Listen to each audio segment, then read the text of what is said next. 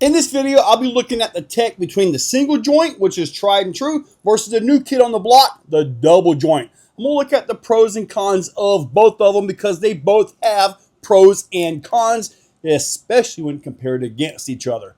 Let's get techie. Single U-joint is the most common version in our RC cars, but there are pros and cons of this. One of them you just saw, you just may not have noticed it. These are the newest versions. Look at this. This right here also has pros and cons. The single joint. This is very tried and true and very effective. However, when you start getting at a sharp turn, it starts oscillating on the output. Output being right here going into your porta box or straight to your axle, depending on the axle you've got. So you can kind of see a little bit of that right here. I'm going to show you some real examples of this on the truck. The newest axles are the double joint axles or ISO axles or whatever. Now, Upgrade RC has a joint similar to this that goes into your 10.3 axles.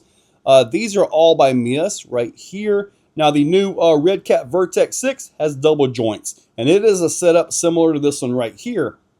Now, these both work in the same principle. When you get into the sharp turn, the oscillation is actually in this joint right here.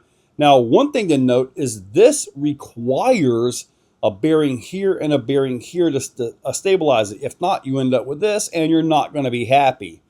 So, but all that oscillation is in here, giving you a perfect flow in and a perfect flow out. So there is no shaking of the vehicle when you're hard at a turn. Anybody in the automotive industry can tell you you have to phase your drive shafts correctly. If not, you will end up with vibration. This is a drive shaft. This has a single joints, but this middle part right here, this would represent that. I'm talking about the middle part right here, the same as this part right here in the middle. So this center is what takes the oscillation. If you have it set up like this, all your angle at one end, you will get oscillation out here because it doesn't cancel. You're supposed to match your angles. Okay, and with these setups right here, when you're in a turn, that angle is matched because of the bearings and the knuckle. Therefore, no vibration. The pros of the single joint. It's simple, and there are only 4 wear points in this. Actually 8 if you really want to look at the difference between the pin and the actual flange or the yoke assembly right there. So we're just going to call it 4. It is very simple. It is effective. The oscillation is both a pro and a con. I will show you guys an example of this, but I'll explain it. When you're bellied out on a rock and you turn your wheels and you get that oscillation, it can actually shake and vibrate the vehicle and take you loose off your rock or position the vehicle, usually downhill. Pros and cons of this joint are actually pretty simple, except for you have twice as many wear points. Okay, so we figured the single joint at 4, just looking at the pins, not the yokes and all that. This would have 8. So the con to this is going to be a little bit of wear here will end up twice as much as what you get here, and you'll end up with what's called a dead roll, the tire just flopping around. Granted, gear lash and all that makes a difference as well, but you can get this right here, okay? So that is a con of this one. The pro on this one is that no matter how much you turn it, you're going to be completely smooth, okay? I will tell you the con of being completely smooth is that you don't have the vibration to shake your truck off the rock where it's sitting on the belly or whatever. You don't have that. You have to use your servo and the mass of the tires to shake back and forth to get the thing to come off. So that can be a thing. And also, if you're sitting on your roof and you're shaking your truck and it's just shaking, rattling, rolling, sometimes it'll shake enough to where it'll actually grab and flip the truck back over. You do not have that with this joint. So that is a con, sort of, even though it has a pro as well. A con of this joint is with that oscillation. That is also a pro. Okay, so you can kind of look at that. When you're going to go climb something and you make it nice and easy one time, you come back and you can't get it, and then you make it, you can't get it. Well, it's the joint. It's in a different phase, right? This joint at angle can actually increase your overdrive like 300%, and it can create the front to have underdrive. Okay, like this would be the overdrive, and this will be the underdrive. See how much the input shaft is turning and the output shaft is not? The big difference as we're right here, the output shaft is turning really fast and the input shaft is not. With this shaft here, you have absolute plannable consistency, reliable consistency. It is absolutely going to be the same rotation every time you try to do this particular climb or this turn. When you're out just driving around and you decide to turn it, make a quick U-turn, this right here will shake the heck out of the truck. It's going to, we're getting back to the oscillation issue. This right here, super smooth all the way throughout. Let's talk about angles. As these progress, we will get 90 degrees turn out of these axles, and it will be smooth. I had a guy tell me that his axles like this can turn 90 degrees. Yeah, but it's not going to drive at 90 degrees. And this right here, although it's not perfectly clearance for it, you can see we are upwards of what, 75, 80 degrees right here. As these progress, we will get 90 degrees. Now let's just say we had 90 degrees on this joint right here. Each joint only gets 45 degrees of that. So that gets back into the wear issue. It's like this will never get 90 degrees. Let me show you. When you get this to turn 90 degrees, let me see right here. This will be roughly 90 degrees, right? Look at this. It physically will not drive at 90 degrees. It's going to bind. The yokes are going to touch. I mean, it should be pretty obvious to most people, correct? And if you're telling me this will drive at 90 degrees, you need to go find you some books and start reading and learn about mechanics, because this will not drive at 90 degrees. I know some guys are getting 70 degrees out of them, and you're getting a lot of oscillation at that. But over time, we have built these strong enough to where they can actually take that kind of abuse. At this point in the video, I'm going to show you on vehicles exactly what I was just talking about. Using the VRD with an F10 single joint axle up front, you got this right here. Watch this. I'm going to slow it down. Look at that. Now the faster I turn it,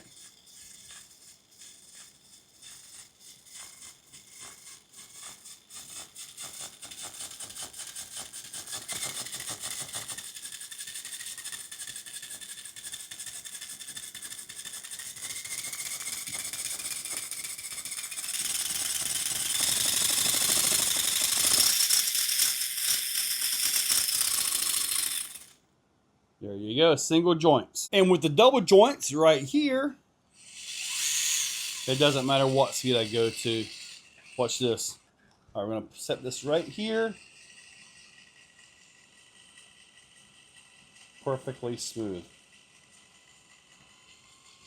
And more turn too. At any speed.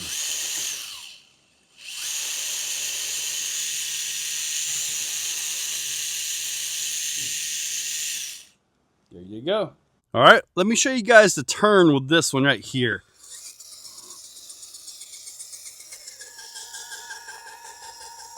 What you're hearing is the phasing.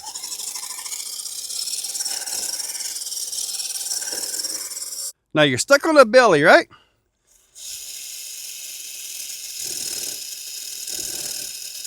See how it's moving?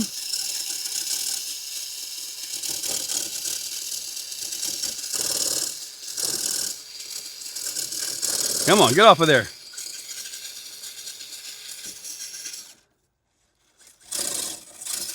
Come on, get off of there.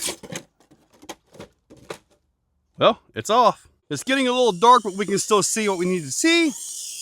Look at that. How about that, guys? Yep, and that's a lot sharper than what the VRD gets. Nothing. Other than rubbing the links, you got to use your steering to make it work. There is no natural vibration here. Oh! Oh, heck. Now I want to drive. Oh, man. Come on. Come on. Come on. See, now we done got into a drive video. Or maybe not. Okay. Yeah, I'm not driving out of that. But anyway, yeah, there is no natural vibration on this one, so yeah, kind of got to use a little more steering input.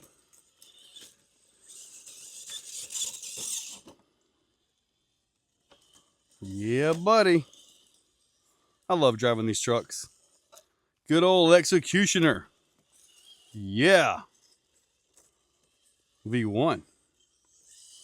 With this, I was able to show you guys the pros and cons of both axles according to me. All right, so I really like the double joint stuff. I love the just crazy smoothness. It's just so smooth. To me, that's a big deal. It really is. Plus, if you're in a bad pinch and you happen to be at that point, man, you are just stress loading the heck out of everything, and it's not necessary at this point in time. So anyway, I hope to see more and more companies like Nias putting out these axles. Red Cat, the new Vertex 6, boom, got them in there, man. Vitavon in the new SCX 6 housings, the big portals, boom, double joints. So I'm loving seeing this. I want to see some Raminator axles with double joints now, man.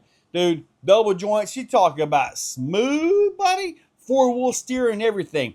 Anyway, guys, hope you enjoyed the video. Hope I was able to show you what you needed to see. Maybe taught you a few things. Who knows? But anyway, you guys have a great day and stay tuned because I got to go drive. Man, when I fell into the crack, dude, it's like all I wanted to do was just drive. This is old V1, buddy. Golly, that old Executioner right there. Still got it.